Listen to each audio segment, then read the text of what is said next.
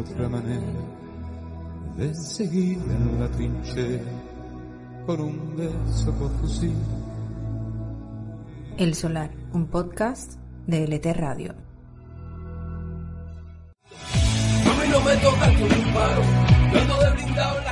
Yo soy Miguel Alejandro Hayes y te invito al Solar. Este es un podcast para hablar de Metatranca.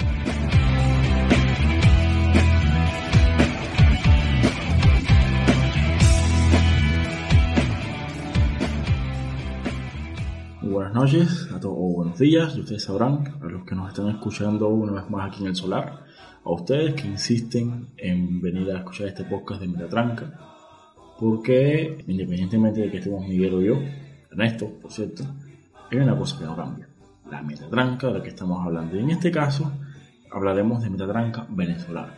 Hoy estoy aquí a las 1:04 de la mañana, haciendo un esfuerzo sobrehumano por pensar el sueño, porque ¿qué les puedo decir? A esta hora es que mis vecinos deciden callarse, mi perro decide dejar de ladrar menos, y hay menos ruidos ambiental para grabar y hacer que, bueno, toda esta sarta de cosas, ya ustedes les ponen calificativos que voy a hacer, les voy a decir, suenen un poco menos estridentes quizás, y facilitar también un poco el trabajo a los compañeros de edición. Hoy vamos a cerrar este ciclo de podcast sobre Venezuela que les he estado haciendo a ustedes. Hoy vamos a cerrar con la época de Maduro. Es curioso pensar que cuando empecé a hacer todos estos estudios, inclusive cuando los terminé, yo en mi infinita ingenuidad pensé poder hacer todo esto en un solo podcast. Pobre de mí, ingenuo de mí, y pobre de ustedes que me tendrían que estar escuchando hablar como 4 horas o algo así por el estilo. Entrando el tema. Comandante, seguiremos el legado que dejó. Seguiremos construyendo una patria nueva, patria grande, porque ahora más que nunca Venezuela grita. Chávez vive, la lucha sigue, Chávez somos todos, con Maduro sigue. Venezuela es ese país extremadamente rico en recursos.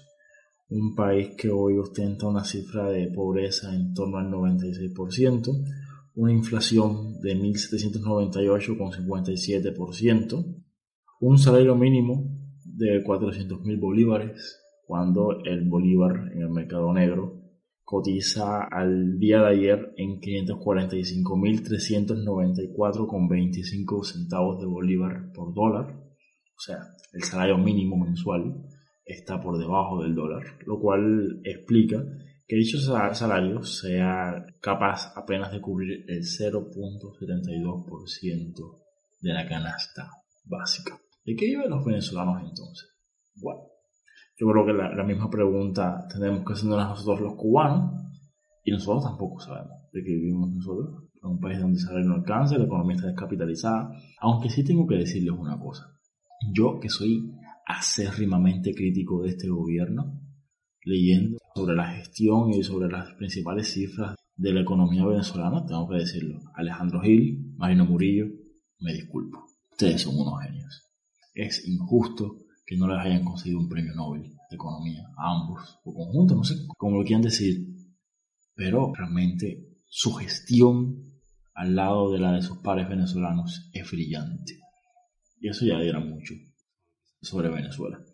La época Maduro inicia el 5 de marzo de 2013. Ese día, casualmente mi cumpleaños, del cual ya les he hablado, fallece Hugo Chávez y Nicolás Maduro, como vicepresidente ejecutivo, estaría llamado, en principio, sí o no, a asumir la jefatura de Estado. ¿Por qué digo en principio sí o no? Hay un pequeño detalle.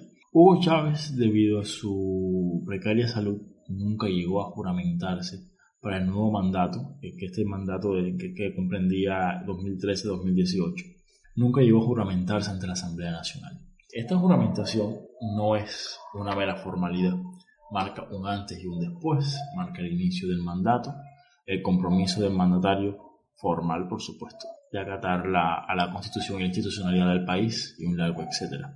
Ese acto, jamás enfatizo, se llevó a cabo.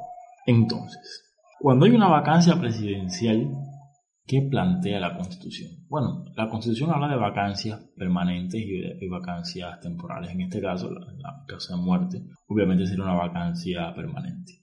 Si la vacancia ocurre antes de que se lleve a cabo la juramentación, entonces quien debe asumir la presidencia de la República es el presidente de la Asamblea Nacional, en este caso, o en aquel entonces Diosdado Cabello, quien debería llamar o convocar elecciones en 30 días hábiles.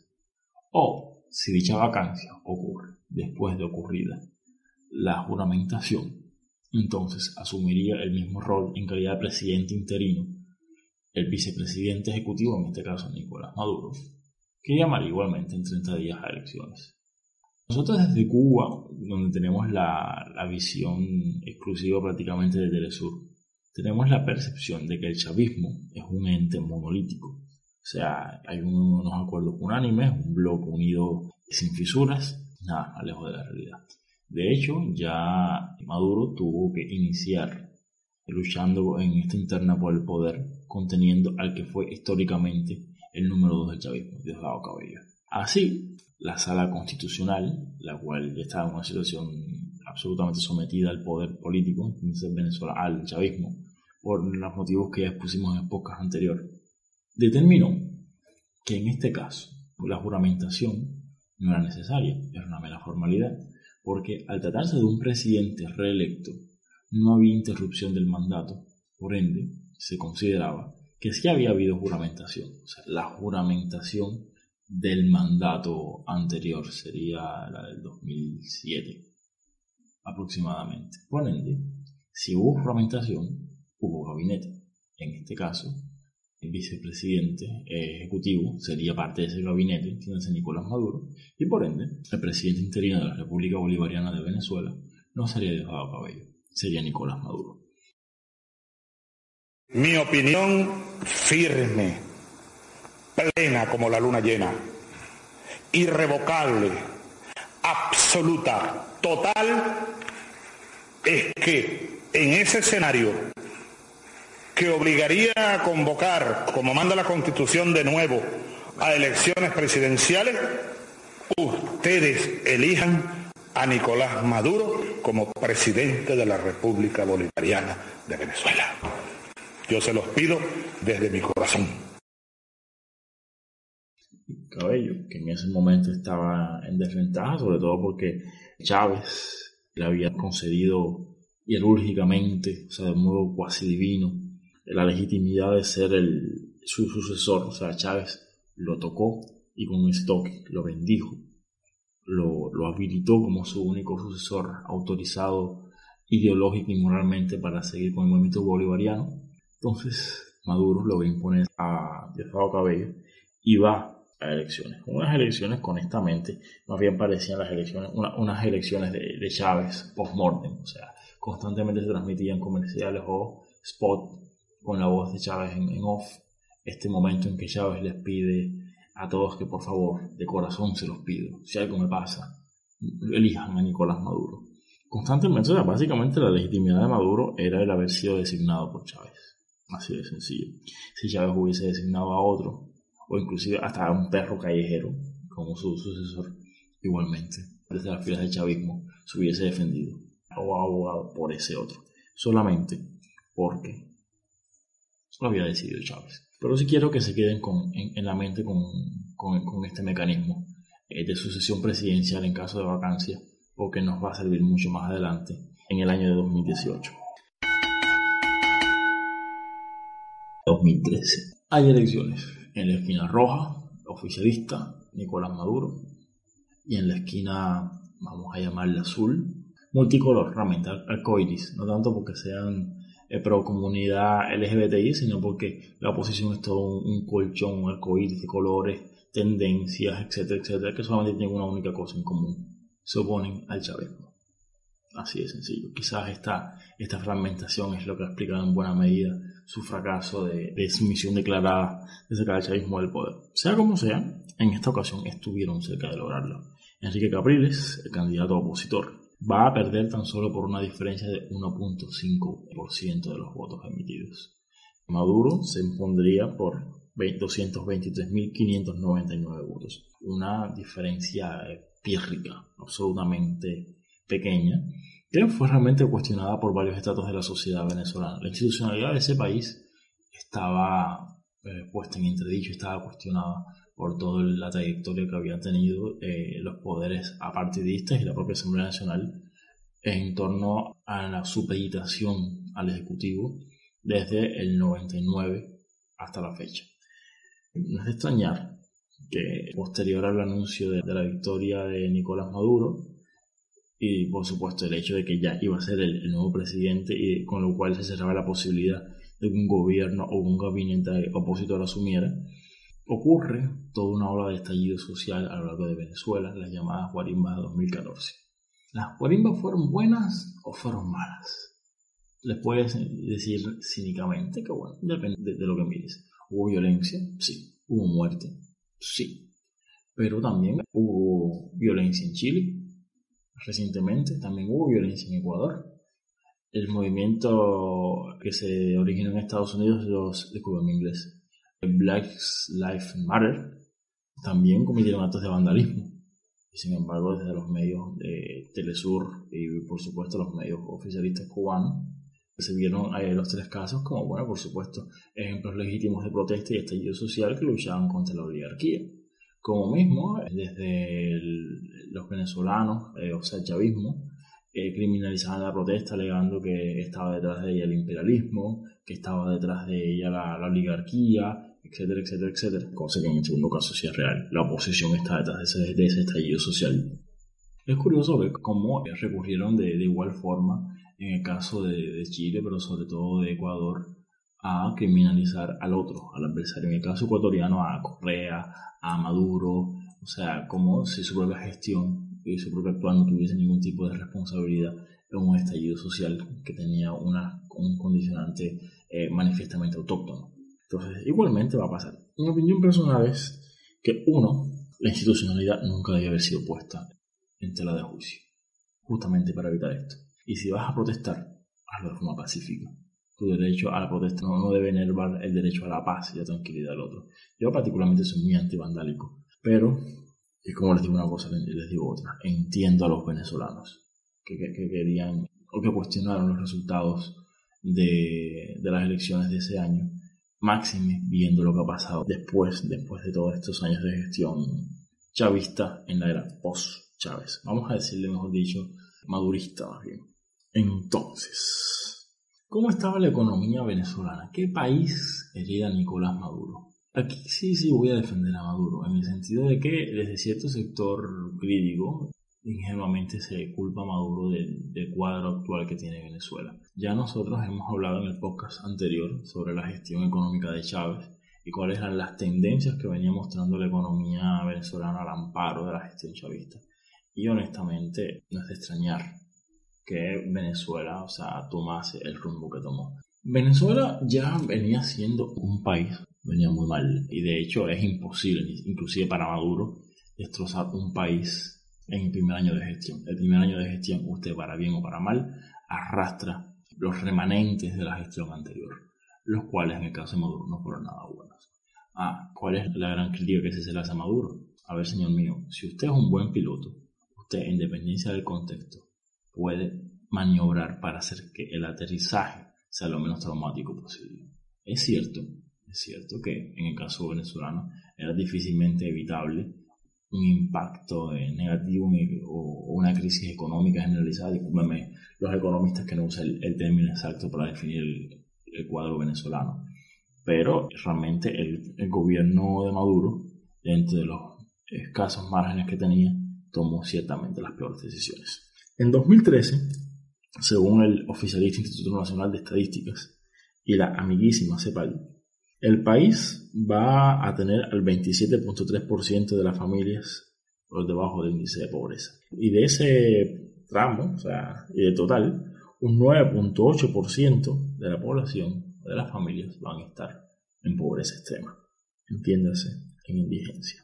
2014, primer año en que Maduro gobierna ya a plenitud. Aunque sí, voy a decir que ya desde el 2013, de facto, Maduro se venía desempeñando como presidente o como rector de los destinos del país, porque Chávez en sus últimos meses de vida estaba en una situación clínica que le impedía ejercer o tomar ningún tipo de decisión trascendente de cara a lo que eran las políticas propias del gobierno o inherentes a su responsabilidad como presidente.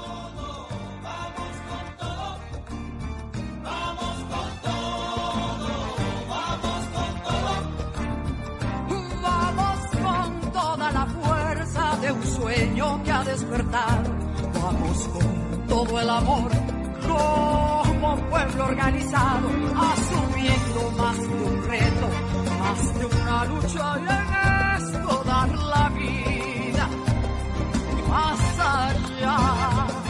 Vamos con la convicción que es el pueblo que en un canto sabe que es la patria grande y la solidaridad, ideas y pensamientos hoy construyen el precepto de unidad y con todo va. Vamos con todo. 2014. El sector público venezolano se dice que, según el Banco Central de Venezuela, el sector público venezolano manejó entre 1999 y 2014 la para nada desestimable cifra de 1.3 billones de dólares. Y aún así el país está en un cuadro crítico. ¿A dónde se fue ese dinero? No todo se explica por corrupción, que por supuesto la hubo y fue gigantesca. No todo se explica por las ayudas que Venezuela dio a Cuba o las subvenciones que Venezuela dio a Cuba. Yo en este caso sí me quiero detener un momento. Yo, como soy extremadamente acérrimo crítico de los gobiernos de mi país, de Cuba, como del venezolano, por motivos obvios, se lo han buscado. Pero independientemente de la posición ideológica en que usted esté, cubano que me esté escuchando, sea de arriba, de abajo, de izquierda o de derecha, esté en Noruega o esté en Centro Habana, nosotros debemos estar muy agradecidos al pueblo venezolano. A los venezolanos, sean chavistas o opositores, de izquierda a derecha, de arriba a abajo, porque esos recursos que contribuyeron a mitigar los efectos remanentes del periodo especial y que hicieron que la economía cubana la década pasada tuviese cierto respiro, una evolución relativa y tímidamente favorable, se debió gracias a los recursos del pueblo venezolano que se invirtieron en este país. De todos, los recursos que eran de todos los venezolanos. Así que yo como cubano que soy, humildemente les doy las gracias. Dicho eso, hacia 2014, según la Universidad Católica Andrés Bello, un 48.4% de las familias van a estar por debajo del índice de la pobreza y el 23.6% va a vivir en extrema pobreza. Compárenlo con las cifras que les acabo de dar del año inmediatamente anterior. O sea, la descomposición económica es visible y por demás se está acelerando. Ya esto no es de un lustro a otro, es de un año a otro. Es curioso que estos datos coinciden prácticamente de forma similar a los que ofrecía Venezuela en el año 1997, el año anterior a que Chávez asumiera el poder. Venezuela atrajo en 2014 $320 millones por concepto de inversión extranjera directa, una cifra que parece realmente pírrica cuando se compara con la ecuatoriana, unos $774 millones. Una economía mucho menor que la venezolana está atrayendo en cifras absolutas y por supuesto también en per cápita mayor inversión extranjera que la propia venezolana. Y si le decimos que esta cifra de $320 millones es 88% menor que la traída por el país el año inmediatamente anterior, igualmente se resalta el nivel de deterioro. Y si por el contrario lo comparamos con Colombia, vemos esta cifra es apenas el 2% de la atraída por Colombia ese mismo año. Colombia atrajo $16.054 millones, según estimara la amiga CEPAL en un informe presentado en 2015.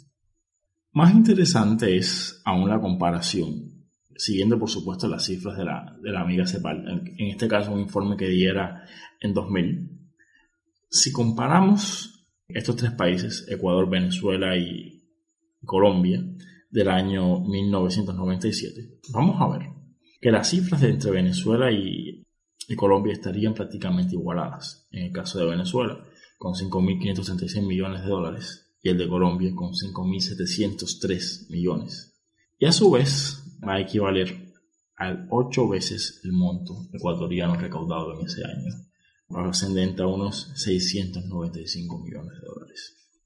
Volviendo a 2014, vamos a encontrar que en los primeros trimestres del año el barril rondó los $100. No obstante, ese año la economía se contrajo 3.9%.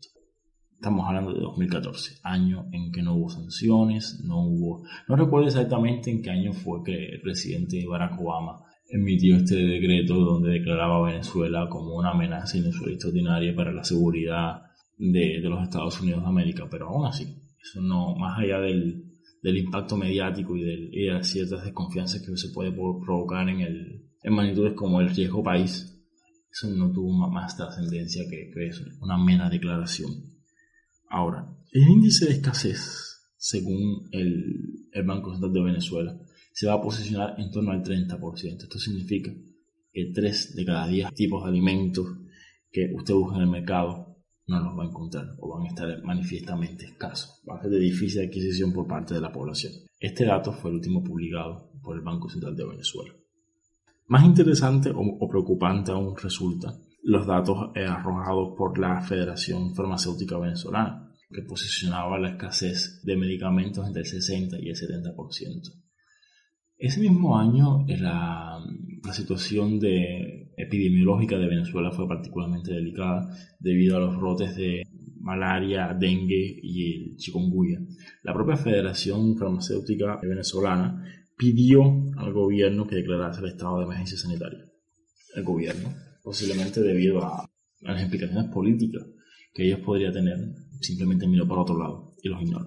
Según el Banco Central de Venezuela, hace 2014, 96 de cada $100 que ingresaban al país por concepto de exportación dependieron al petróleo. O sea, el 96% de tus exportaciones dependen exclusivamente de un solo producto. ¿Y dónde está el impacto positivo de estas promesas que hizo Chávez de diversificar la economía, abandonar el rentismo petrolero y un largo etcétera? Si tomamos como referente el año 1998, vamos a ver que ese año, de cada $100 que ingresaron al país, solo, y digo solo muy entre comillas, sigue siendo una cifra extremadamente elevada, 68.70 centavos correspondieron a los ingresos petroleros. Repito, sigue siendo una cifra alarmantemente elevada, pero en comparación con la que encontramos en 2014 es francamente brillante. Soy aquí donde no hay pasta ni harina, soy aquí donde no hay café ni arroz, soy aquí donde no hay ni medicina para curarte de una fiebre y una tos. Soy aquí de Venezuela que Bolívar libertó. Pero vino un burro viejo y enseguida la acabó. Maduro no sabe más de pero allá arriba salió. Hacia 2014, la producción petrolera va a continuar en descenso. O sea, el pico de producción petrolera de PDVSA se alcanzó en 1998, el año en que Chávez alcanzó o llegó al poder por primera vez, con una cifra récord de 3.5 millones de barriles de petróleo por día. Hacia 2014, esta cifra había bajado a 2.8 millones de barriles por día. Tomando una tasa de referencia de 6.30 bolívares por dólar, el Banco Central emitió un equivalente a 330.000 millones de dólares en bolívares en el año 2013, con la única finalidad de financiar el déficit público, un déficit galopante, un déficit insostenible, inclusive aún teniendo el barril de petróleo en torno a los $100. Y hacia 2014, esta cifra, lejos de moderarse, se triplicó. Si usted cree que cifras como el mantener los déficits moderados, la emisión monetaria, demás y demás, la responsabilidad fiscal, son cuestiones de burgueses, imperialistas, neoliberales, Yo le recomiendo a usted que siga lo que está ocurriendo en Argentina y mire las decisiones que está tomando enhorabuena, pienso yo, el ministro del gobierno peronista Alberto Fernández. En este caso estoy hablando de Martín Guzmán. Les recomiendo que mire lo que está haciendo. Está intentando dejar de lado esta dependencia crónica, casi patológica y estructural del Ejecutivo respecto al financiamiento del Banco Central, lo cual ha provocado, en parte, explicar esta histórica inflación, en este caso la segunda de América Latina, solamente superada por Venezuela, que ha padecido la hermana Argentina. Volviendo al tema venezolano, cuando usted emite una cantidad de divisas de forma tan abrupta, sin que haya una necesidad real en la economía, o sea, no es parte de una política anticíclica, ese dinero le es inorgánico a la economía. O sea, usted está provocando un incremento del dinero, de la masa monetaria en manos de la población, sin que haya un impacto en el aparato productivo, sin que haya un correlativo incremento en la oferta. Oferta que por demás va a estar muy condicionada al acceso al dólar, o al respaldo, o la posibilidad que tengan esos bolívares de convertirse o cambiarse por dólares en los bancos, debido a que hasta, no recuerdo si ya en 2014, pero la última cifra que tengo del balance, el 70% de lo que importaba Venezuela, de lo que consumía Venezuela, era importado. De hecho, Venezuela, hasta la última noción que tengo, era el principal importador de leche en polvo del mundo. Eso debe haber cambiado, no tanto porque ha incrementado la oferta de lechera en Venezuela, sino porque su capacidad de compra se ha visto destruida.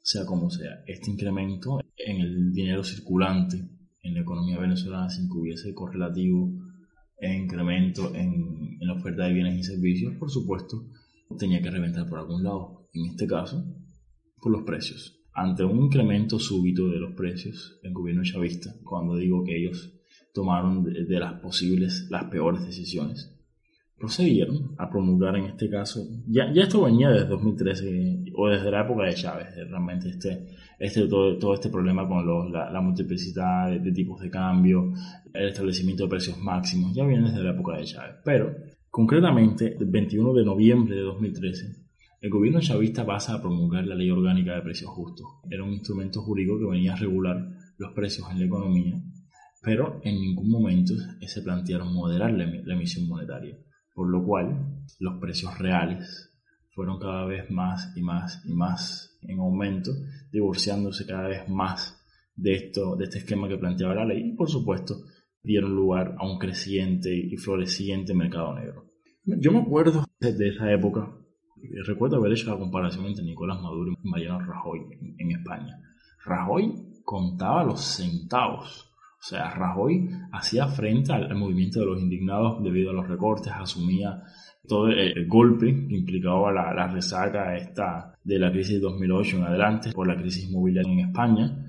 Era difícil ser presidente de España en esa época. De hecho, en mi opinión, después de Adolfo Suárez, la de Rajoy ha sido la presidencia más difícil que ha tenido un presidente español en época de democracia. Yo recuerdo que por otro lado estaba Maduro, salía Maduro en televisión prácticamente indignado, hasta parecía bravo con el barril del petróleo, porque ¿quién era el barril del petróleo para perder precios así como así? Y él, en esa retórica vociferante y más que vociferante, rebuznante, decía que él no iba a desproteger al pueblo, que no iba a bajar los gastos. Y yo me quedé en plan, bueno, si estás ganando menos dinero y vas a mantener los mismos niveles de gastos, ¿dónde vas a obtener la diferencia? ¿Es que acaso las leyes del mercado y de la economía no se te aplican? Bueno, ahí tienen el resultado. En el año 2015, cuando llegue, nos va a encontrar con petróleo bajo. Y por eso el presidente Nicolás Maduro propone recortar los gastos drásticamente sin afectar los programas sociales. He ordenado que se haga una revisión de los sueldos y salarios de toda la plana mayor. En el último año el barril de petróleo ha caído en unos 30 puntos. Cada dólar que cae el petróleo genera en los ingresos de Venezuela una pérdida de 620 millones de dólares. En la calle cada quien hace su análisis. No es culpa del gobierno, aclaro, porque es culpa más que todo de la guerra económica que nos tiene la oposición. Triste porque este es un país que ha tenido recursos y que no han sido bien canalizados.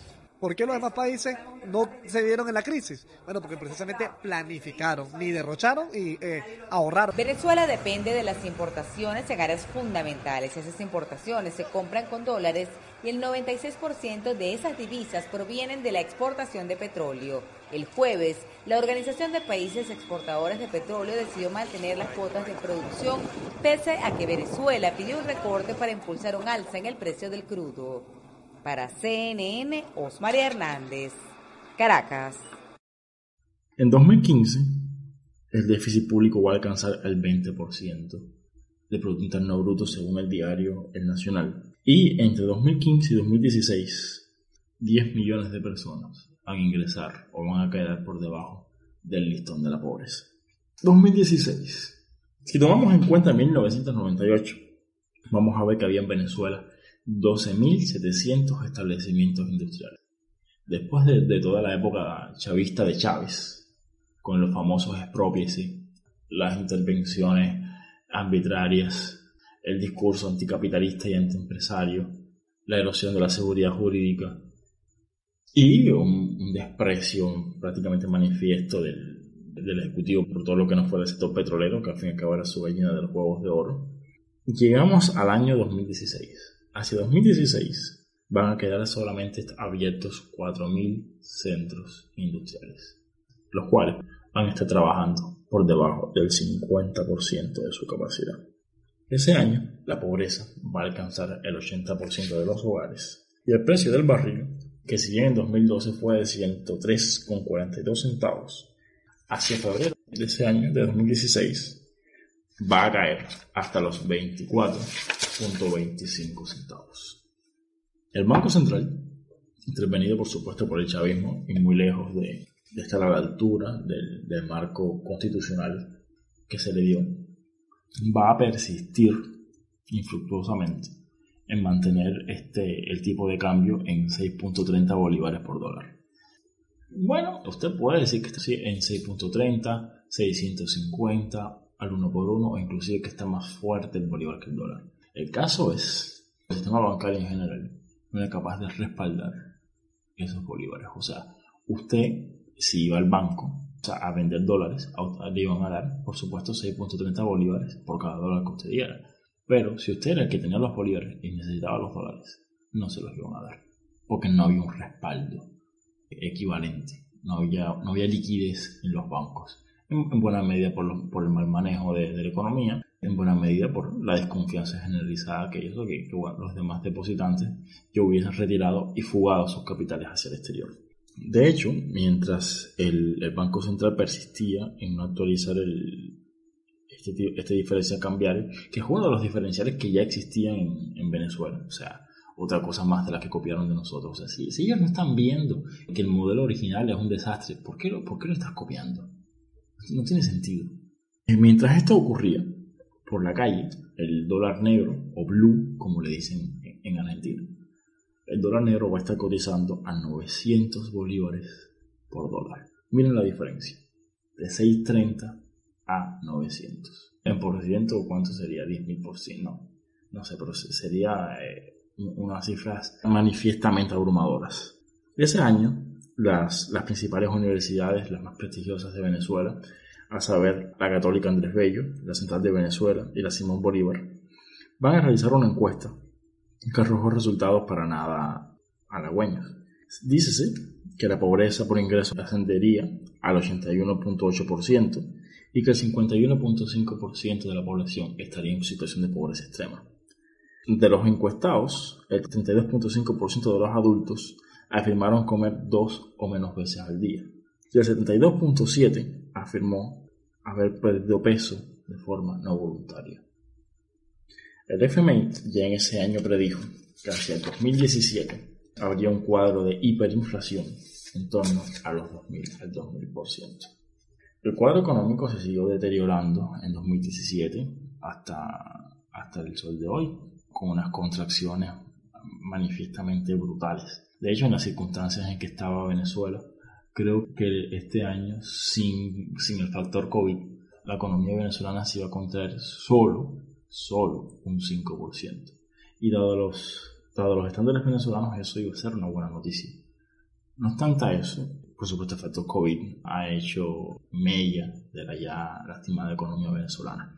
Y dicho eso, yo voy a abstenerme de seguir hablando de la economía en la medida de lo posible, porque a partir de 2017, debido a un cuadro que ya vamos a explicar más adelante, Estados Unidos empieza a imponer sanciones a Venezuela. Y el cierto sector, no voy a decir que de izquierda, porque realmente la izquierda, no toda la izquierda apoya a Maduro, sino bien a Alberto Fernández en la ONU. Pero cierto sector de la línea dura chavista se va a escudar en esas sanciones y va a intentar construir un mito, un relato, en torno al cual el estado precario de Venezuela se explica solamente a raíz de esta mal llamada guerra económica y de las sanciones estadounidenses. Y como están viendo, las cifras que he dado hasta ahora terminan en 2016, año en que no hubo ningún tipo de sanciones y los resultados son catastróficos. En cuanto a la política y la institucionalidad, va a haber un antes y un después de 2015. Hacia 2015, según IBAT, honestamente no sé qué es, supongo que es una encuestadora o algo así, va a arrojar que el 76.8% de los venezolanos rechazaba la gestión de Maduro y que el 76.7% le negaba su confianza y que el 69% consideraba que la guerra económica era una falsedad. Y los venezolanos se creían el discurso del gobierno. Con todas estas circunstancias, y considerando que a finales de 2015 había elecciones al Legislativo, a la Asamblea Nacional, no es extrañar que Maduro estuviese hecho un manojo de nervios. Ese año la diplomacia venezolana fue particularmente conflictiva. Hubo conflictos con Colombia, inclusive se llegó a cerrar la frontera. Hubo conflictos con Guyana por esta área limítrofe, el Esequibo, que Venezuela le disputa a Guyana. Y según el relato de la oposición o de diversos analistas, este cúmulo o este popurrí de impases diplomáticos van a tener como único fin desviar la atención de la opinión pública de cara a las legislativas. Eso, pues sabemos que obviamente no funcionó. Así que en diciembre de 2015, la oposición va a ganar de forma abrumadora el legislativo por una mayoría de 2/3 partes. Y ya hemos hablado aquí de lo que implica que una fuerza política tenga 2/3 partes del hemiciclo legislativo en Venezuela. Los resultados se dieron a conocer, creo que fue un 7 de diciembre. La Asamblea Nacional Chavista saliente debía recesar un 15 de diciembre y el 5 de enero siguiente, si mal no recuerdo, estoy abusando de la memoria, la Asamblea Opositora se debía instalar. En ese ínterin, entre el 15 de diciembre y el 5 de enero, Diosdado Cabello, presidente de la Asamblea Nacional Chavista saliente, convocó a sesiones extraordinarias con la intención, nada absolutamente chocante, de nombrar 13 magistrados permanentes y 21 suplentes. Misteriosamente, algunos magistrados habían decidido súbitamente renunciar de forma anticipada. Sus mandatos terminaban durante el siguiente año, durante la legislatura opositora, y el chavismo designó a jueces amigos. O sea, ya de por sí ellos tenían el TSJ garantizado. Bueno, este TSJ va a ir más allá. De hecho, uno de los designados era vicepresidente saliente de la Asamblea Nacional Chavista. Les debo el nombre. Otro, recuerdo, que se había graduado en 2006. La Constitución de Venezuela mandata o obliga o establece como un requisito indispensable que aquellos que opten por el cargo de magistrado del Tribunal Supremo de Justicia tengan no menos de 15 años de práctica. Mis matemáticas no son buenas, lo confieso, pero yo creo que entre 2006 y 2015 no hay 15 años. No sé, ya me dirán ustedes, quizás puede ser que yo me esté equivocando. Corrieron los rumores de que Diosdado Cabello quería desconocer el resultado, dar un golpe de estado en toda línea. No obstante, Vladimir Padrino, por aquel entonces mandamás o uno de los militares de la alta plana militar venezolana, dicen las malas lenguas que le salió al paso, sobre todo porque existía un estado de descontento entre la oficialidad mediana de la Fuerza Armada Nacional Bolivariana fue Vladimir Padrino quien públicamente convocó a respetar las reglas de la democracia. Y parecía que Padrino iba a ser una ficha determinante en este tablero geopolítico que se iba a dar en Venezuela, en este juego de tronos, si me permiten decirlo, entre oposición y chavismo. Dicen las malas lenguas que Padrino fue uno antes y después de cierto viaje que hiciera él a Moscú por invitación de, todos sabemos de quién, y de que una vez de que regresó de Rusia, él era más chavista y estaba más comprometido con el madurismo que nunca. Y realmente así lo ha demostrado hasta ahora. No se cansan de marchar. ¿Y qué pasa, cara Chávez? Pero lo que ellos no saben es que jamás volverán. Se la pasan en Moscú. Sé que ya le faltan días, pero Chávez será el guía hasta el 2021. Establece el artículo 200 de la Constitución de la República Bolivariana de Venezuela que los diputados tienen inmunidad desde que son proclamados hasta el momento en que cese el mandato. La proclamación la hace el Consejo Nacional Electoral y posteriormente se juramentan cuando se reúne el hemiciclo por primera vez. En este caso sería el 5 de enero del año siguiente, el 2016. El TSJ, que ya les he dicho que no tenía nada de imparcial, recepcionó una denuncia de la Fiscalía de 4 diputados, 3 de ellos del estado Amazonas, de opositores. Uno chavista y 3 opositores. La sala constitucional, o sea, la sala electoral, mandó a la asamblea a que los apartara del hemiciclo porque supuestamente habían cometido fraude. El chavista se retiró, total, ni que hubiera ninguna diferencia. Pero la oposición insistió en juramentar a estos 3 diputados. ¿Por qué? ¿Qué impacto tiene la presencia de estos 3 diputados o no? Que justamente sin estos 3 diputados la oposición perdía las 2/3 partes del legislativo y con ellas la posibilidad de, entre otras cosas, solicitar desde impulsar una enmienda constitucional, un proceso de reforma constitucional o convocar a una constituyente propiamente dicho, entre otras cosas más, o sancionar leyes orgánicas y demás y demás. El legislativo opositor se rehusó y la sala constitucional inventó esta teoría genial, magnífica, del desacato. Esto es un absoluto disparate. Y aquí sí dejarlo como jurista y no como comentarista o analista político, o como ustedes me quieran definir a mí. A ver, el desacato suele ser concebido como un delito, una figura delictiva. Los estados son penalmente irresponsables. Y la Asamblea Nacional es parte del estado. ¿Me explico? Chile de Pinochet. Genocida, muy malo, mató a mucha gente, etcétera, etcétera, etcétera, etcétera, etcétera. Llevas al Estado chileno ante la Corte Interamericana de Derechos Humanos o ante la Corte Internacional de Justicia o ante la Corte Penal Internacional, como quieras. Y la Corte Penal efectivamente encuentra al Estado chileno responsable del delito de genocidio y demás y demás y demás. ¿Qué va a hacer la Corte Interamericana o el tribunal en cuestión? ¿Va a ordenar que el Estado chileno se disuelva? Eso cabe en alguna cabeza. O sea, puede ordenar que por supuesto las víctimas sean resarcidas o indemnizadas, las víctimas o sus familiares sean indemnizados económicamente, que se le haga modificaciones a la legislación para que haya garantías de no repetición, que se le hagan actos de desagravio, pero todo ello pasa por el ámbito civil o administrativo, nunca llega a lo penal. Aplicar la figura del desacato a la Asamblea Nacional, que es además el único de los poderes del Estado legislativo que se puede proclamar a sí mismo soberano, es un absoluto disparate. Inclusive aunque usted concibiese la figura del desacato como una figura del derecho administrativo, tampoco es fiable, de hecho es contraproducente. Porque si usted me está diciendo a mí que el hecho de que 3 personas cuyo mandato está en entredicho o cuya capacidad para ejercer la función pública está en entredicho, invalida el actuar de todo el poder en cuestión, el primer poder que estaría entonces en desacato sería el judicial, porque les estoy diciendo, no ni siquiera de los nombramientos de los mandatos en la época de Chávez, les estoy diciendo que recientemente en ese tribunal había jueces con manifiesta identidad política que no reunían los más elementales requisitos técnicos para ser jueces, ni siquiera morales. De hecho, el actual presidente del Tribunal Supremo de Justicia, Michael Moreno, tiene antecedentes penales. ¿Ustedes conciben eso? A ver, que está muy bien lo de la reinserción social, está muy bien el aquello de no recriminalizar al reo una vez que extinto la pena.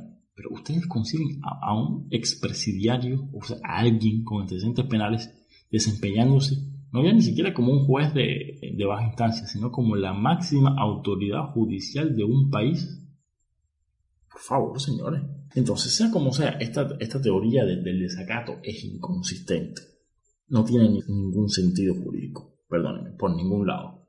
El desacato solamente se explica por esta necesidad política del TCJ, que no pasa de ser el Departamento de Asesoría Jurídica del PSUV, del Partido Socialista Unido de Venezuela, por mantener a raya a la oposición que controla ahora uno de los poderes del Estado, que tiene unas prerrogativas amplísimas según los términos de la Constitución que el propio Chávez impulsara.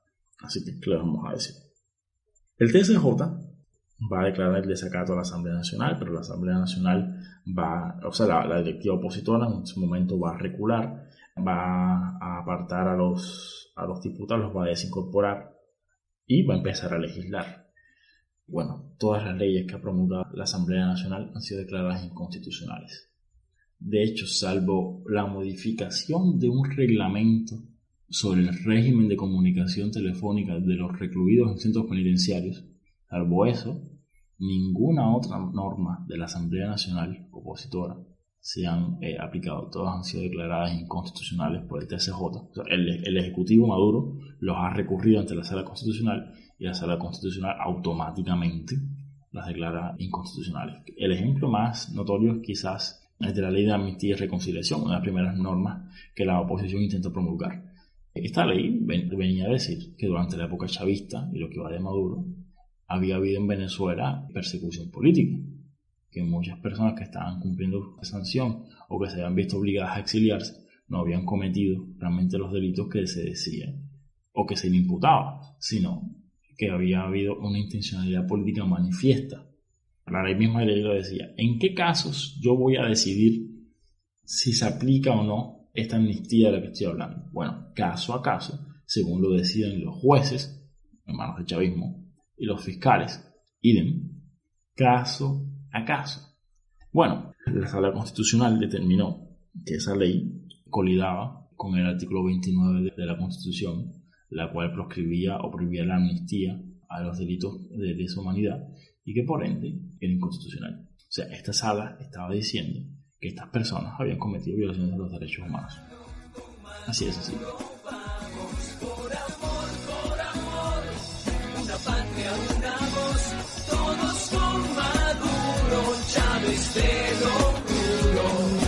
Corazón que vive, corazón valiente, con la espada de... En el caso de la amnistía también es complicado explicarlo también desde el derecho, porque hay un componente importante que se da desde la valoración política. Si al entender del legislativo hay causal para el perdón generalizado que es la amnistía, yo no creo que al juez le corresponda sustituirse en la valoración política que le corresponde al legislativo para determinar si la misma procede o no.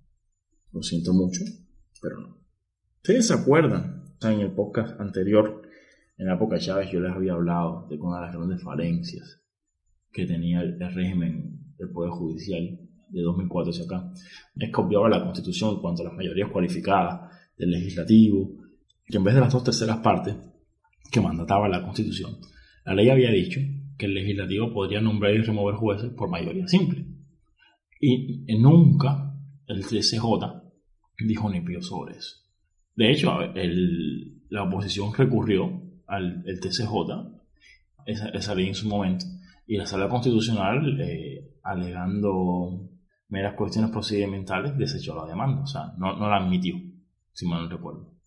Ahora, cuando la mayoría opositora en la Asamblea por 2/3 partes va a intentar revertir la designación de estos jueces de lo que les estaba hablando, que se designaron a dedo en diciembre de 2015, el TCJ, la Sala Constitucional, se va a acordar del principio de precaución, de los principios de independencia e imparcialidad, de la necesidad de que esas modificaciones se lleven a cabo por 2/3 partes, y que inclusive, aún así, tampoco procedería ni siquiera con las 2/3 partes, porque el poder ciudadano no ha intentado ninguna acción para destituir a juez alguno, y que esa designación que ahora pretende revocar la oposición ya precluyó y que es irreversible.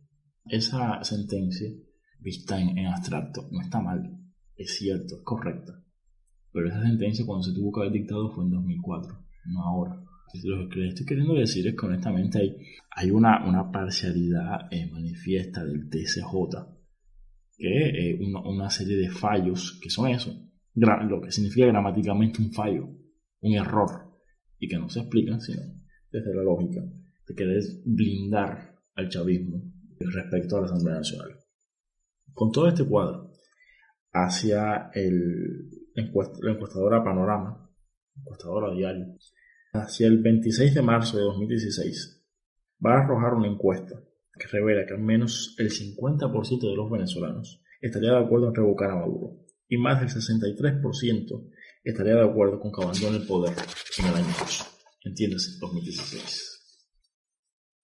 La oposición va a intentar revocar el mandato de Nicolás Maduro, pero el CNE, también cooptado por el chavismo, va a empezar a interponer excusas, argumentos y un largo etcétera para dilatar el proceso hasta 2017. ¿Por qué 2017? Ya les explico. Y si eso se le suma de que las firmas que presentó la oposición, el CNE, se las dio a Jorge Rodríguez, este señor calvo de estos pueblos que vemos en Telesur defendiendo a Maduro y eso, este señor prácticamente se llevó las firmas para su casa y al día siguiente salió diciendo que ahí había fraude, que había firmas que no corresponden con la realidad, personas que estaban fallecidas, demás. A ver, vamos por parte. Tú, Consejo Nacional Electoral, le diste las firmas a la contraparte, a un representante de la parte que sería posible de ser revocada. O sea, ¿qué garantías tú tienes de que cuando él tuvo esos documentos en su poder, él mismo no los adulteró? Además, yo recuerdo que ese año estaba yo en La Habana Libre porque había ido a saludar a unas amistades que trabajan ahí. Y en el grupo, hablando con ellos, había una pareja de venezolanos. Y como todo esto de Venezuela estaba caliente, yo, tan tímido como soy, por supuesto, que les pregunté, venga acá, ¿cómo está esto de Venezuela, el revocatorio? Y ellos me dijeron que ellos habían firmado ese revocatorio, porque, por supuesto, querían salir de Maduro ya. Y que cuando se republicaron las firmas, ellos se buscaron y no se encontraron. Pero amén de lo anecdótico, amén del circo mediático, ¿ustedes creen que honestamente una coalición de fuerzas políticas que acaba de ganar por goleada al legislativo por 2/3 partes, entiéndase, 2 de cada 3 venezolanos votaron por ellos o contra el chavismo, tal como lo reconociera Henry Ramos Alup en su discurso el día en que Nicolás Maduro fue a hacer la primera y única rendición de cuentas que se debió hacer ante el parlamento opositor? Henry Ramos Alup lo barrió y bien hecho. Sí, es muy parcializado, lo sé. Pero ojo, una crítica al chavismo no significa un correlativo elogio a la oposición. Es que simplemente en este caso, no importa qué tan pedestre sea la oposición, la culpable del problema que tiene Venezuela no es ella. Ella ha estado reducida a la impotencia durante todo este tiempo. Punto, así de sencillo. ¿Ustedes creen que honestamente esta fuerza que va a tener partidarios y detractores del chavismo de su parte va a necesitar falsificar firmas para alcanzar el 1% o algo así, que es lo que le pide la Constitución del padrón electoral, para convocar a un revocatorio a nada más y nada menos que un presidente como Nicolás Maduro? Por favor, señores, por favor, no abusen de la inteligencia ajena. Llegado a ese punto, ¿por qué la diferencia entre 2016 y 2017? Porque la Constitución plantea el presidente o la autoridad que se quiera revocar es pasible de ser revocado a partir del año en que se cumple la mitad de su mandato, en este caso, el 2016. Si la persona es revocada durante ese año, se convocan elecciones nuevas a la magistratura en cuestión, en este caso, a la presidencia de la República. Pero, si el revocatorio tuviese lugar un año posterior al año intermedio, en este caso sería el 2017, el presidente se va, pero se queda ejerciendo el vicepresidente ejecutivo. Yo recuerdo una ocasión que Henry Ramos Alup se los explicaba a ellos en la Asamblea Nacional con absoluta franqueza. nosotros no vamos a revocar a Maduro porque nosotros no les vamos a hacer ese favor a ustedes. Maduro es un desastre, es un lastre. El único motivo por el que ustedes apoyan a Maduro es porque están moralmente comprometidos con él por Chávez y bueno, ya se casaron con él y con ese güey de carar. Pero ustedes no quieren a Nicolás Maduro. No es un problema personal con Nicolás Maduro. El problema es ustedes, la gestión que están teniendo ustedes y que está llevando a este país al desastre. Sea como sea, el revocatorio se ha frustrado y Venezuela está a un paso más cerca del estallido social. Digámosle a este gobierno que esta patria se arrechó. No hay mal que dure 100 años, ya el cuerpo lo resistió. Vamos a luchar, carajo, por este pueblo que Bolívar libertó. Digámosle a este gobierno que esta patria se arrechó. No hay mal que dure 100 años, ya el cuerpo lo resistió. Otro aspecto que va a ser interesante va a ser el caso del decreto de emergencia económica. La Constitución de Venezuela en el artículo 339 regula que los decretos que presente el Ejecutivo tienen que ser, por supuesto, los decretos relativos a los estados de emergencia me refiero, tienen que ser, por supuesto, validados por el Legislativo y en su momento también por la propia Sala Constitucional. El Legislativo, la Asamblea Opositora, consideró que ese decreto de emergencia, más que solucionar los problemas, los iba a empeorar, porque no era otra cosa que más de lo mismo, más controles de precios, más sanciones, más centralización de la economía, etcétera, etcétera, etcétera, etcétera. Y la Asamblea lo rechazó. Nicolás Maduro fue ante la Sala Constitucional y la Sala Constitucional, yo no sabía ni por qué me sorprendí, determinó que realmente el beneplácito del Legislativo era una mera formalidad. No era necesario que el Legislativo estuviera de acuerdo con el decreto en cuestión y por ende él mismo tenía toda su validez y debía entrar en vigor. En todo este escenario, los sucesivos procesos de diálogo van a fracasar constantemente, ya sea porque una de las partes se levanta. Recuerdo que Chile fue mediador, el Vaticano fue mediador, República Dominicana en su momento fue mediadora, pero bueno, finalmente ninguno de los procesos se dieron. Zapatero intentó ser mediador y no, tampoco, por gusto. Hacia 2017, Nicolás Maduro tuvo el descaro de afirmar que la ley de presupuesto del Estado no se iba a presentar ante el Legislativo porque estaba en desacato, que él iba a discutir esa ley con el pueblo. Claro, ahora los venezolanos son especialistas en derecho financiero. E inclusive después lo presentó ante el Tribunal Supremo de Justicia, quien lo avaló y una vez más se suplantó en las funciones que le corresponden políticamente al legislativo. En valorar si el presupuesto está bien, está mal, si le falta algo, si no le falta, es un ejercicio de discrecionalidad política, no jurídica. O sea, si hay un déficit alto, si hay un déficit bajo, eso es responsabilidad del político y se manifiesta teóricamente en las urnas. O sea, si el político lo hace bien, el político se reelige, él y sus partidarios. Si lo hace mal, y recibe un castigo, una sanción en las urnas, pierde y se debe ir. Teóricamente es así como funciona la democracia.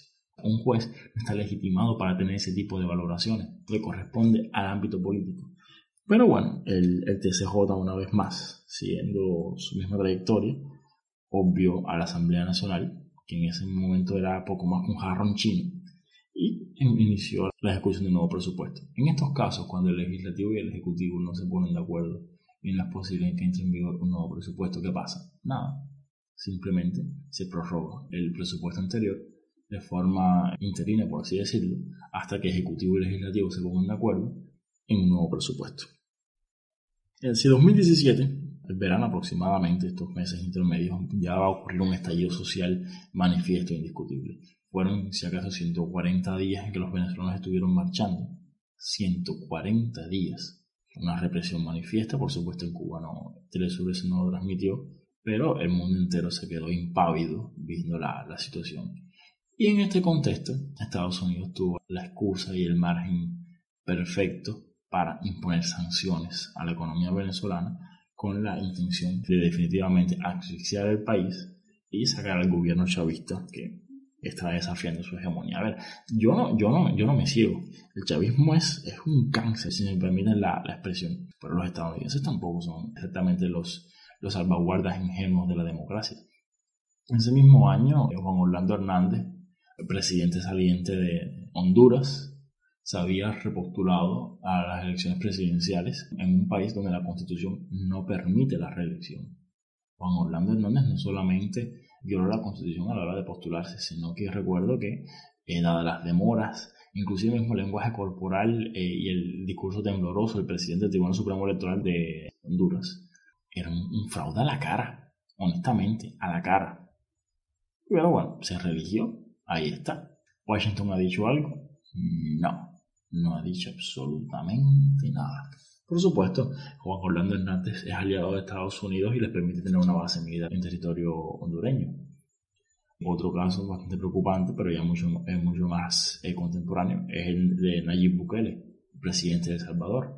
Ese hombre llevó al ejército a la Asamblea Nacional y prácticamente a punta de escopeta obligó a los legisladores a aprobar un crédito para reforzar la seguridad. Ahora con la seguridad pública, comprar armamentos y cosas así. Durante la crisis esta del coronavirus, independientemente de que era pertinente declarar el estado de emergencia, sí he visto, muy someramente, tampoco le he hecho mucho énfasis, pero sí he visto que hay una guerra manifiesta declarada entre el Ejecutivo, el Legislativo y el Judicial, concretamente la Sala Constitucional del TCJ, que en el caso salvadoreño sí les ha hecho contrapeso a Bukele. Y Estados Unidos no dice nada al respecto. Al contrario, dicen las malas lenguas que el embajador estadounidense en El Salvador hasta les ríe las gracias a Bukele y todo. Entonces, ¿dónde está la coherencia? Más allá de los buenos y los malos y los motivos, las intenciones ocultas, lo cierto es que Estados Unidos tenía todas las razones del mundo. Fíjense que no dije la razón, dije las razones o todas las excusas del mundo para imponer sanciones a Venezuela. ¿Y quién le dio esas excusas? Nadie más y nada menos que Chávez, con su pésimo actuar y su decisión de, llevar al país a la quiebra o a donde tenga que llevarlo, con la intención de seguir gobernando. No importa si es sobre la prosperidad o sobre las cenizas, pero lo único que no puede variar es la casta en el poder. Chávez. Ya no hay trabajo porque la empresa cerró. Todo el mundo preocupado a la calle se lanzó. Luchar por la democracia, lo único que quedó.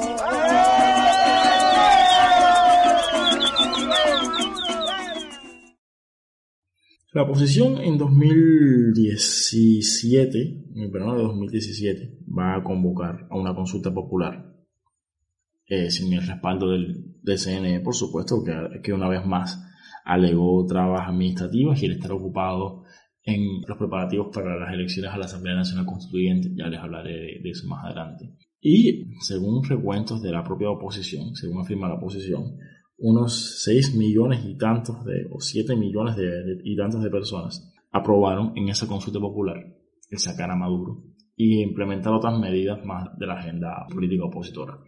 Y de hecho ya no me sorprendió porque los medios, los analistas opositores ya lo habían predicho, que para imponerse a ese discurso de la participación de unos 7 millones de venezolanos, Maduro iría más allá, a que en torno a 8 millones de venezolanos participaron en las elecciones a la constituyente.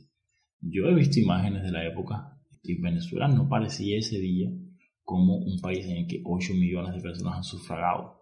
No se veían las calles llenas, no se veían esos actos multitudinarios para nada. Para nada. De hecho, en mi modesta opinión fue un fraude a la cara. La violencia generalizada va a continuar en ascenso. Y un ejemplo de esto va a ser en este mismo año del 2017, en el que el ministro de Interior, Justicia y Paz va a tuitear que los homicidios habían caído un 15.2%, contabilizándose la cifra de 14.389 fallecidos. No ha habido un correlativo oficial en las cifras oficiales institucionales del Estado que corrobore eso. No obstante, el Observatorio Venezolano de Violencia reportó que para ese año hubo un total de 26.610 muertes violentas, un total de 89 por cada 100.000 habitantes, lo cual convierte a Venezuela en uno de los países más violentos del mundo. Y el contexto político no ayuda para nada. 2017, el choque de poderes va a ir un paso más allá, y en este caso les va a salir al paso la fiscal general de la República, la doctora Luisa Ortega Díaz. Luisa Ortega Díaz va a estar desempeñándose como fiscal general creo que desde 2007. Es una chavista declarada, confesa, Este requisito de la independencia y la imparcialidad a los venezolanos, y concretamente a ella, se le olvidó. Pero no recuerdo honestamente si fue en marzo o después del 1 de mayo cuando Nicolás Maduro anunció la constituyente. Pero creo que fue el anuncio de esta constituyente que iba a suplantar a la constitución de Venezuela, la chavista constitución de Venezuela, en la cual ella misma tuvo participación. De hecho, tengo profesores de la Facultad de Derecho que en varias ocasiones comentaron, cuando toda esta situación estaba al caliente, de que ellos habían trabajado con ella. La constituyente de Venezuela tuvo asesoría jurídica cubana en lo que era el diseño y la conformación del Poder Judicial venezolano. ¿Qué les parece? Sea lo que sea, esa percepción de ella de que el legado de Chávez corría peligro, o el ver que el barco chavista estaba haciendo agua por todos lados y que era necesario abandonar el barco en tanto hubiese botes salvavidas disponibles. No sé exactamente qué es lo que habrá motivado exactamente a Luis Ortega, pero Luis Ortega les salió al paso. Luis Ortega empezó cuestionando públicamente una sentencia del Tribunal Supremo de Justicia que había declarado que, dado que la Asamblea Nacional estaba en desacato, los diputados no eran merecedores de la inmunidad parlamentaria. Ya, el auténtico golpe de Estado. Ortega sorprendió a todo el mundo cuando públicamente manifestó que eso violaba la Constitución, de que estaba en juego el Estado de Derecho. Ahora es que está en juego el Estado de Derecho. En serio, Luis Ortega, estaba en juego el Estado de Derecho, la separación de poderes, milagro, etc. Y quizás la sorpresa que eso causó entre el oficialismo. Recuerden, inclusive Maduro convocó al Consejo Nacional de Seguridad, o como se llama, y medió, como si no fuera parte del problema, entre ella y Michael Moreno, presidente del Tribunal Supremo de Justicia. Y el Tribunal Supremo de Justicia reculó. Sí, en efecto, se desdijo y echó hacia atrás. La excusa que utilizó Maduro para convocar una convención nacional constituyente fue el estado de conflictividad social que vivía el país. Y una constituyente, quizás en su relato, mágicamente iba a solucionar todos estos problemas. ¿Dónde está la traba? De que Maduro jurídicamente no estaba autorizado a convocar una constituyente directamente. O sea, tal y como está establecido con la cláusula de reforma de la Constitución venezolana, quien único puede convocar una constituyente es el soberano, es el pueblo. ¿Ustedes se acuerdan cómo fue el proceso con Chávez en la Constituyente del 99? Pueblo, ¿ustedes quieren una constitución nueva? La gente dijo que sí. Ahí hubo un plebiscito. Se hicieron elecciones a la constituyente. Se elaboró la constitución y se sometió al referendo. Entonces, ¿cómo es el proceso? Plebiscito de consulta, elecciones a la constituyente, referéndum del texto. La cláusula de reforma establece toda una serie de sujetos, la ciudadanía por un porcentaje determinado, creo que 2/3 partes de los cabildos del país, la Asamblea Nacional por 2/3 partes, el propio presidente. Son sujetos que están autorizados a convocar el referendo popular para que la gente, creo que es el artículo 347, para que la gente determine si quiere o no una constituyente.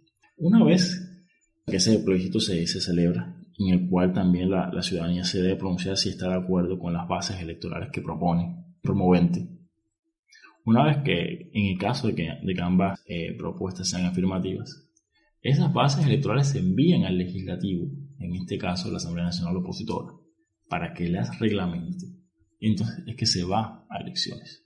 Maduro se saltó estas primeras fases, no convocó ningún plebiscito, por supuesto que no envió nada a la Asamblea Opositora para que reglamentara, y pasó directamente a convocar elecciones a la constituyente.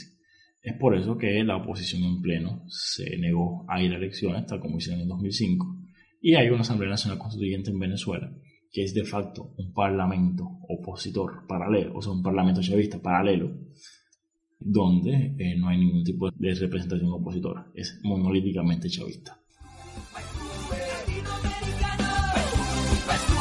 Somos los chavistas, los que estamos de fiesta y nuestra patria socialista. Somos PSUV, somos PSUV,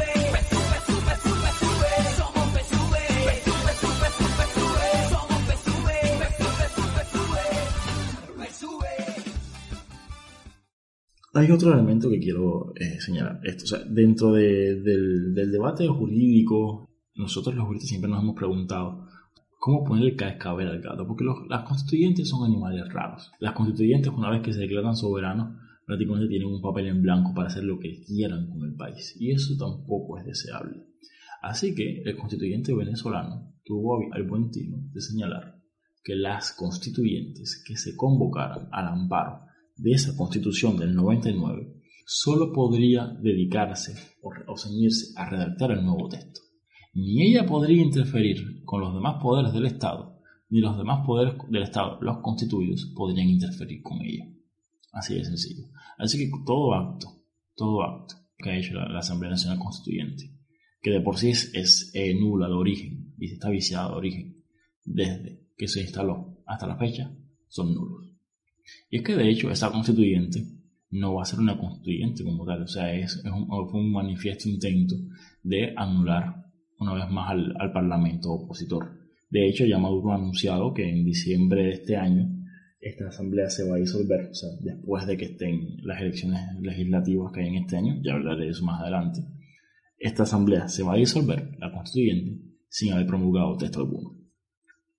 Esta asamblea, la Nacional Constituyente, se instaló, si mal no recuerdo, el 30 de julio de 2017.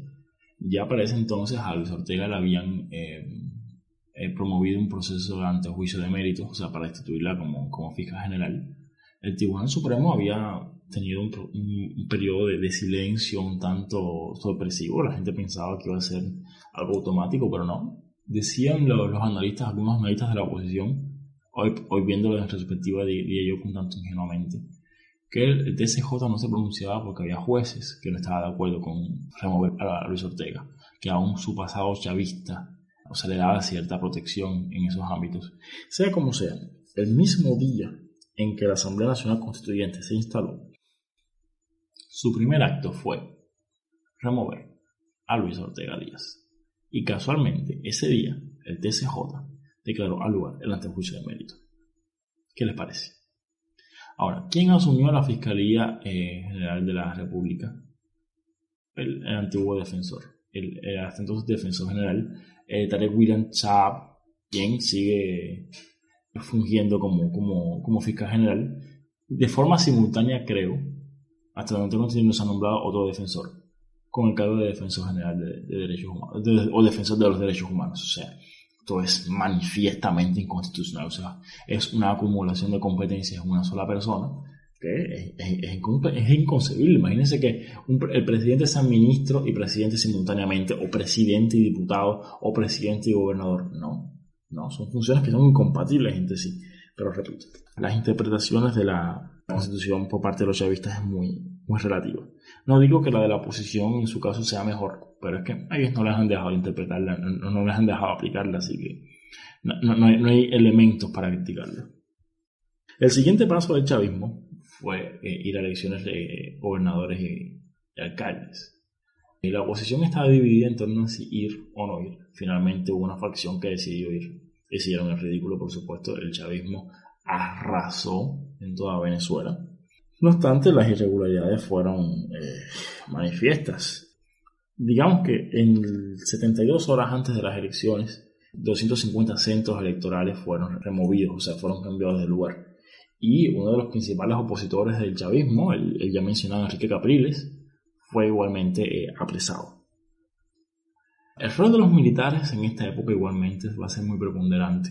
Va a ir un paso más allá de la época de Chávez, si se quiere. Hay una frase que dijera la ex ministra de Defensa, Carmen Meléndez Díaz, hoy por hoy creo que es gobernadora del estado Lara, que define la situación o la correlación de fuerzas en que se encuentra el Ejecutivo y los militares.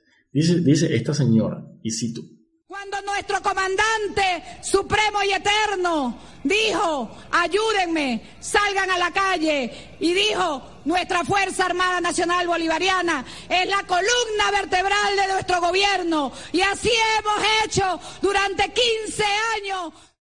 Fin de la cita. Ese es un video que se encuentra en YouTube y que fue subido el 15 de marzo de 2014. Una pregunta, pero la columna vertebral de este proceso democrático de la Revolución Bolivariana no es el pueblo, no es la gente. ¿En qué momento pasó el principal soporte, pasó de ser la clase popular a la casta militar? ¿En qué momento pasó eso? Simplemente es un proceso. Estamos viendo que hay un proceso de deterioro cada vez mayor, que puede imaginar, que está pasándole factura al país en general. Sobre los militares diré que en 2013 se conformaron 4 empresas militares más. El Banco de la Fuerza Armada Nacional Bolivariana, se les concedió un canal de televisión, se les autorizó a abrir la empresa Emiltra. No sé qué significará exactamente Emiltra, pero es una empresa cuyo objeto social es el transporte por aire, mar y tierra de mercancías de diversa índole. Y se les autorizó a crear otra empresa agrícola llamada Agrofam. En el Estado o en el sector empresarial vinculado al sector público van a haber militares en activo o retirados. Tal es el caso del sector eléctrico, el Metro de Caracas, las empresas de aluminio, hierro y acero que hay en el sur del país, en el estado de Bolívar creo que es.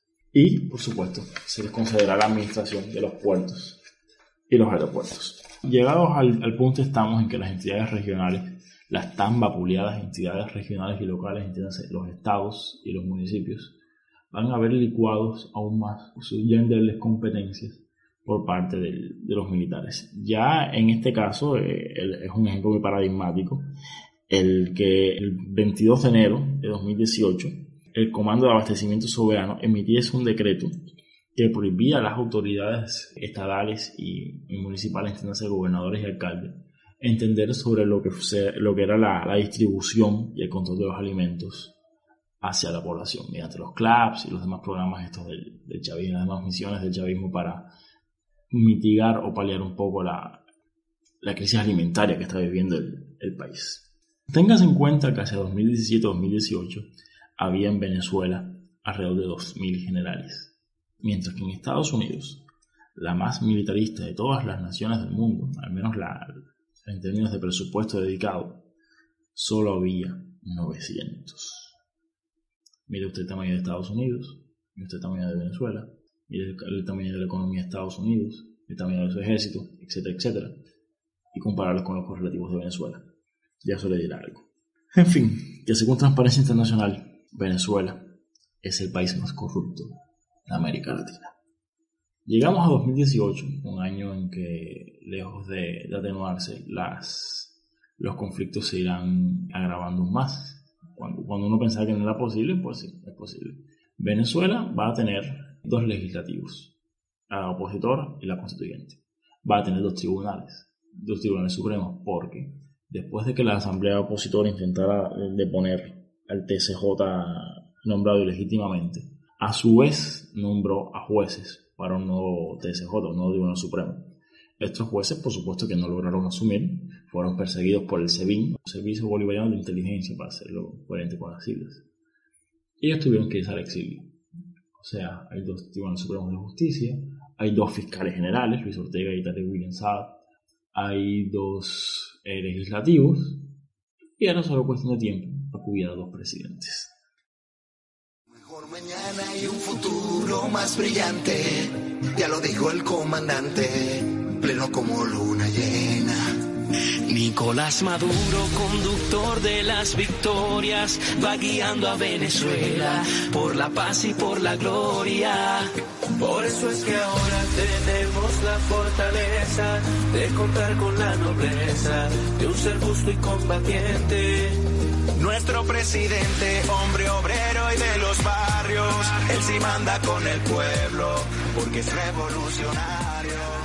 En 2018 va a haber unas elecciones. El 20 de mayo de 2018, contrario a la petición de la oposición y de la inmensa mayoría de la comunidad internacional, que le pidió no adelantar las elecciones por lo que ello podía significar en este ambiente de polarización, Nicolás Maduro opta por reelegirse. En unas elecciones que no las voy a calificar de legítimas o ilegítimas, solamente les voy a dar algunos datos.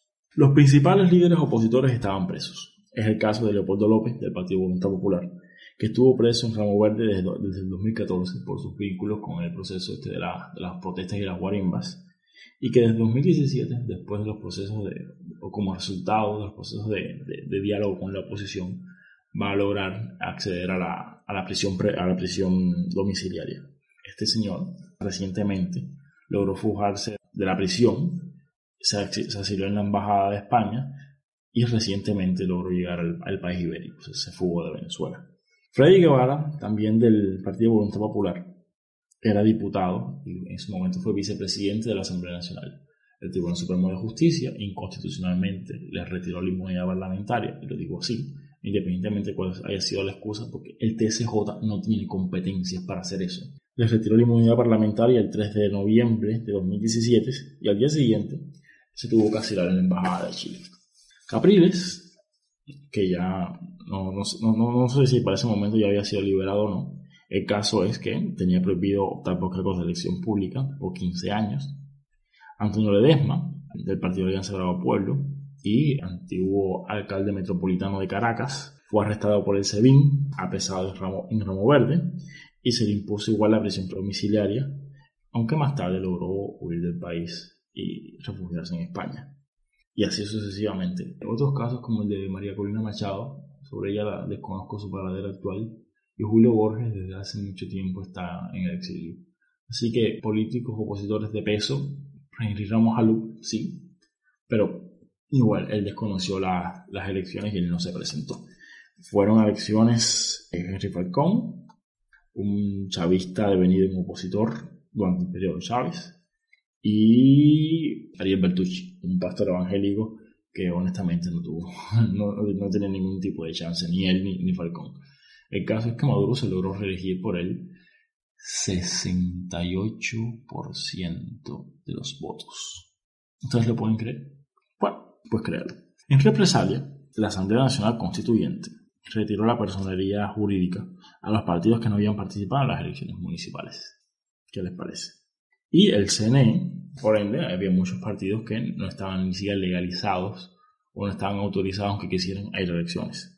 El CNE dio apenas 20 días para que los nuevos electores se empadronaran. ¿Quiénes serían estos nuevos electores? Esencialmente jóvenes que arribaban a la edad electoral de 18 años. Y digamos que el chavismo no es muy popular en medio del estamento joven, por motivos que ustedes se imaginarán. Y eso explica el porqué de lo expedito, de lo breve de este tiempo. O sea, 20 días en el entramado burocrático venezolano, por lo que tengo entendido, es un plazo extremadamente corto. Según cifras del CNE, Maduro se habría reelecto con 6.2 millones de votos de los 20.5 millones de venezolanos llamados a votar. 20.5 millones llamados a votar, y este 6.2 millones representa el 68% de los que en efecto votaron. No sé si me hago entender.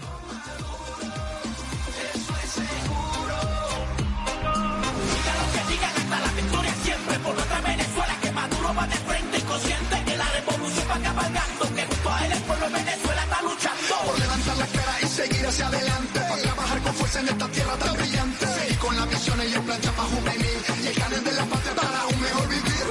Sube la mano, panita, baila son de nuestra pista, porque vamos. Enero de 2019. El 10 de enero de 2019 terminaba el mandato que recibió Maduro en 2013. La pregunta es, ¿quién gobierna Venezuela el 11 de enero? Si usted parte del supuesto de que las elecciones del 20 de mayo fueron legítimas, entonces, bueno, Maduro se reeligió y aquí paz y cielo gloria. Ya, para más información, vea Telesur. Pero, si usted acoge la postura opositora y de media comunidad internacional, entonces se debe preguntar, ¿elecciones ilegítimas equivale a no elecciones? Si ahí no hubo elecciones, Maduro no se reeligió. ¿Quién gobierna? Entonces vuelvo como empecé en este podcast. Vacancia presidencial absoluta y vacancia presidencial provisional. En este caso, vacancia presidencial absoluta porque no hubo elección. Dado que la vacancia ocurrió antes de que hubiese la juramentación, le correspondería asumir la presidencia al presidente de la Asamblea Nacional, en este caso opositora. ¿Quién era ese presidente? ¿Henry Ramos Alup? No. ¿Julio Borges? No. ¿Ledesma? No. Era nada más y nada menos que este señor, Juan Guaidó. ¡Juro!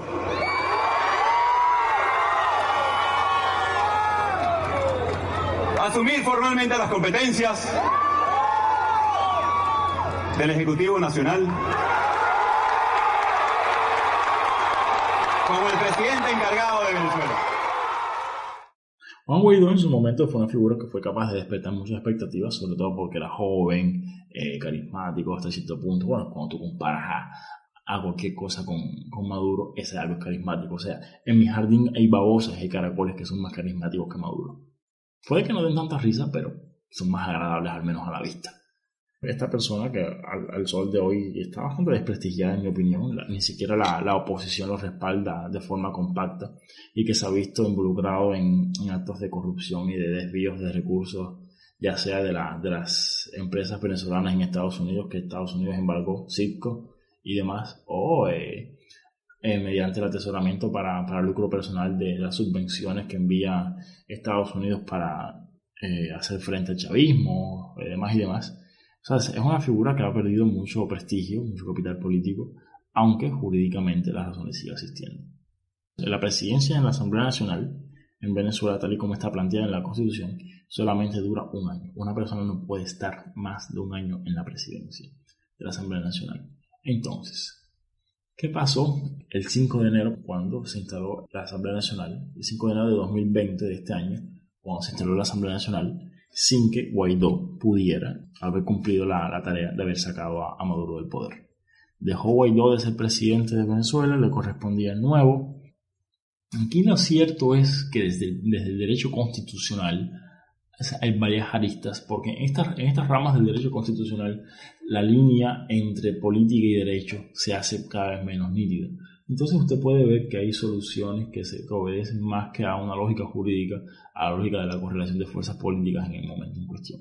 Mi opinión es, una vez que ha ocurrido esta juramentación de la presidencia interina, de la presidencia de la Asamblea Nacional en la presidencia de la República, hay un proceso de preclusión en el sentido de que las alteraciones de la correlación de fuerzas a lo interno del legislativo no afectan ya a este presidente interino.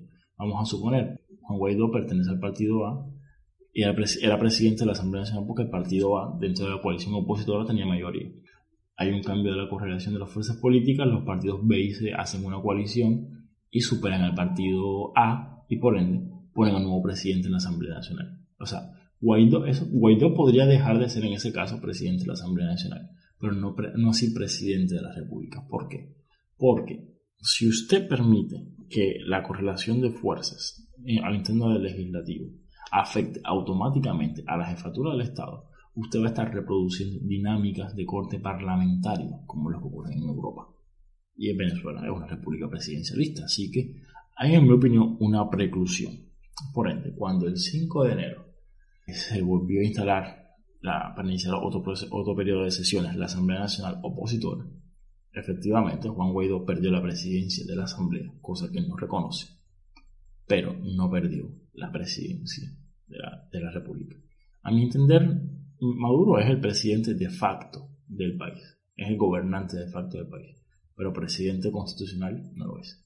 El hilo constitucional en Venezuela se perdió hace mucho tiempo. Si me permiten la más absoluta franqueza. Entre mi gente con el hambre y la salud, mientras que los delincuentes alegremente comen carne a plenitud. No se consigue comida, ya no hay salida si no cambia su actitud. Y si se enferma mi gente, injustamente les espera un ataúd. ¿Y dónde estará Bolívar? Que venga a salvar su honor de quienes lo están pisoteando, falseando su revolución. Destruyen la paz de mi gente en nombre de la libertad. Las mafias gobiernan. Estamos ya en 2020. Este año hay elecciones parlamentarias que se van a llevar a cabo el 6 de diciembre. Yo mismo estaba viendo que el nuevo Consejo Nacional Electoral estaba hablando de unas auditorías que estaba realizando, demás. Debido a que la oposición se ha fragmentado entre una oposición más dialogante con el chavismo y una oposición manifiestamente radical o reacia a pactar con el chavismo. Este bloque de las 2/3 partes, que en 2015 o en 2016 parecía que se iba a hacer con el poder en Venezuela, se ha fragmentado. Y esa fragmentación es la que impidió en su momento la oposición pudiese nombrar ahora, aún teniendo las 2/3 partes del legislativo, a los nuevos rectores, dos rectores que correspondía juramentar ahora en este último año del legislativo de cara a las elecciones al nuevo legislativo, a la nueva asamblea que debe asumir en 2021. En ese caso, ¿qué ocurrió? Bueno, ocurrió lo de siempre. Vino la Sala Constitucional, dijo que la Asamblea Nacional estaba en omisión y por ende se arrogó inconstitucionalmente y una vez más la potestad de nombrar o de designar a los rectores del Consejo Nacional Electoral, que conste que ya había hecho lo mismo al inicio de este periodo legislativo. La Asamblea Nacional debe nombrar rectores en dos momentos durante la legislatura, al inicio y al final de la misma. Bueno, en ambos casos el TSJ suplantó al legislativo y bueno, los designó directamente. Uno de ellos inclusive ya manifiestamente opositor. También eso es inconstitucional. La Constitución mandata que debe haber neutralidad en los poderes apartidistas, no ni siquiera un equilibrio, no en plan, bueno, dos opositores y dos chavistas. No. Nadie que tenga ningún tipo de lealtades o de simpatías políticas manifiestas. Pero bueno, repito, aparentemente esta interpretación de la Constitución tan sui generis no es exclusiva del chavismo. Maduro anuncia, como ya les había comentado, que en diciembre la Asamblea Nacional Constituyente se disolverá sin haber aprobado un nuevo texto. No me sorprende. O sea, el motivo real de esta asamblea siempre fue opacar o anular a la opositora. Por supuesto, él da por sentado que va a ganar las legislativas porque a todas luces se las va a robar.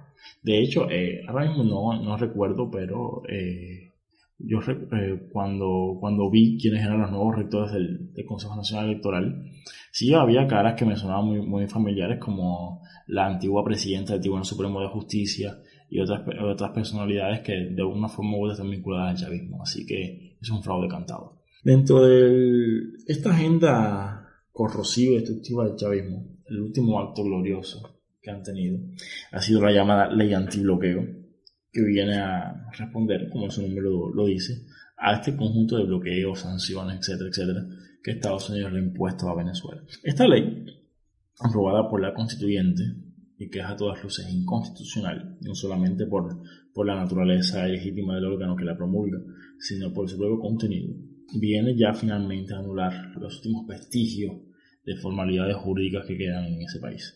El artículo 19 autoriza al Ejecutivo venezolano a desaplicar el ordenamiento jurídico en su conjunto o en parte, en lo que él entienda, cuando ello sea necesario para burlar en las sanciones económicas o las sanciones por parte de Estados Unidos. Eso significa que desde el ordenamiento constitucional se puede, hasta el régimen jurídico de las sucesiones testamentarias se pueden ver vulneradas así, tranquilamente, por el Ejecutivo, cuando él, a su entender, considera que es necesario para burlar o mitigar los efectos de las sanciones. Igualmente, en el artículo 24 le da carta blanca para disponer del país, o sea, celebrar los actos o negocios jurídicos que sean necesarios para esta finalidad que le estoy hablando. Básicamente, haz con el país lo que te dé la gana en tanto me digas que lo haces para anular o mitigar los efectos de las sanciones. El artículo 26 igualmente da carta blanca al Ejecutivo para reestructurar los activos del Estado. Y el artículo 31 autoriza el levantamiento casuístico de las restricciones vigentes cuando ellos, en determinadas ramas de la economía, cuando ellos consideren que esto es prioritario para contrarrestar este tipo de sanciones. Vamos a suponer, existe una prohibición constitucional de que potencias extranjeras tengan bases militares en suelo venezolano. Bueno, ahora Nicolás Maduro puede decir perfectamente que para mitigar el bloqueo hace falta que Rusia, China o Irán tengan bases militares en Venezuela. Bueno, Maduro lo puede utilizar a pesar de que la Constitución lo prohíbe. Imagínense un servicio que está reservado exclusivamente, al menos en lo formal, para el Estado. Bueno, yo puedo considerar que es necesario que fulano o mengano también incurra o preste ese servicio, porque bueno, contribuye a mitigar estos efectos. ¿Cuál es el problema que trae esta medida? Que está el germen del clientelismo. En plan, tú no, pero tú sí porque tú eres mi socio, tú sí porque tú me pagaste, tú sí porque me caes bien. ¿Entienden? O sea, es ya simplemente el clientelismo legalizado en su forma más corrosiva y más nociva para un país que entre 2014 y 2010 ¿qué año fue que cerró el conteo? creo que fue 2019, había perdido entre el 74 y 77% de su PIB. ¿Qué les parece? Igualmente, exima al Poder Ejecutivo Nacional del deber de transparencia, e inclusive si el fiscal general o el Tribunal Supremo de Justicia, que no son para nada independientes, pero bueno, aún sorprenden que tomen estas medidas, por algún motivo solicitasen información en ocasión de estar investigando algún caso, algún supuesto y demás, el Ejecutivo se puede arrogar la prerrogativa de negar ese tipo de información alegando que es sensible y delicada y irrelevante para evitar la proliferación de este tipo de medidas, o sea, de las medidas impuestas desde Estados Unidos. Y esa, señores, es la última madurada de las que tengo noticia, por supuesto, antes de estas elecciones al legislativo, que a todas luces van a ser un fraude más. Si acaso algún sector complaciente de la oposición les permita conservar algunas posiciones y demás, pero Maduro se va a asegurar el control del legislativo. Eso pueden tenerlo por seguro. ¿Cuál es el panorama de Venezuela en el mediano y largo plazo? No es nada favorable, no es nada alentador a mi entender.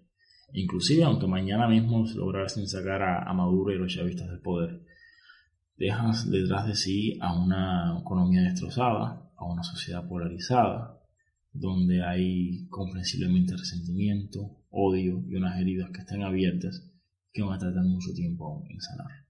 Una población con más del 90% de índice de pobreza, un éxodo masivo en los últimos años de 5 millones de personas. De hecho, hay por ahí quien dice que Venezuela es la Siria de América.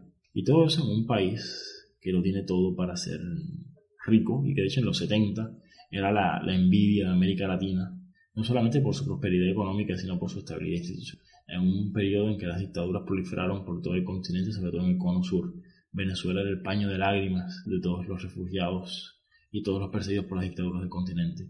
Y hoy pasó a ser, bueno, uno de los ejemplos más tristes del autoritarismo y lo burdo que puede ser un régimen represivo.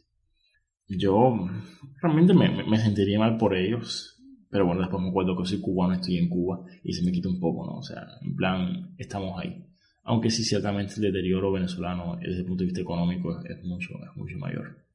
Pero independientemente de las bromas que se puedan hacer al respecto o de los lados en que uno se sitúe en el espectro político ideológico, hay algo que todas las personas de bien tenemos que lamentar, y son las muertes.